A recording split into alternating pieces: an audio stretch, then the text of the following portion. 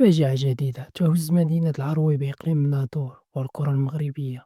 الشاب أسامة اللاعب السابق في صفوف نادي الأمل الرياضي العروي قتل بطريقة مأساوية بعدما أطلق عليه الرصاص من طرف العناصر البحرية الجزائرية خلال محاولة للهجرة غير نظامية على متن قارب سريع انطلق من شاطئ السعيدية صوب سواحل إسبانيا. القارب من نوع فانتوم كان على متنه مجموعة من الشباب المغربي الحاملين بمستقبل أفضل في الضفة الأخرى، لكن المأساة بدأت حين اخترق القارب دون قصد المياه الإقليمية الجزائرية.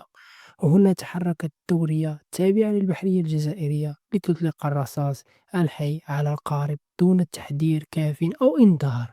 حسب الروايات المحلية، أسامة أصيب برصاصة مباشرة أنهت حياته على الفور، مخلفة حالة من الصدمة والحزن في مدينة العروي وبين كل من عرفه عن قرب، سواء كان صديق أو لاعب موهوب حمل قميص نادي الأمل الرياضي العروي. ذات يوم الفريق نشر بيان رسمي عبر فيه عن ألمه العميق لوفاة أحد أبنائه، وقدم التعازي إلى عائلته الصغيرة وإلى كل مكونات النادي والمجتمع المحلي. هذه الفاجعة تعيد إلى أذهاننا واقعة مشابهة هزت المغرب السنة الماضية حين قتل سائحين مغربيين بالرصاص البحري الجزائري أثناء قيادتهما لجيتسكي قرب السعيدية.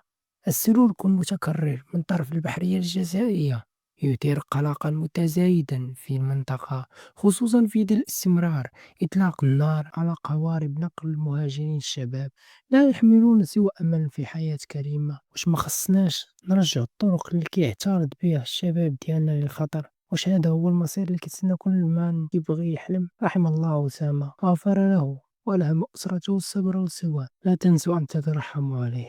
إنا إليه وإنا إليه راجعون. إلى فيديو آخر.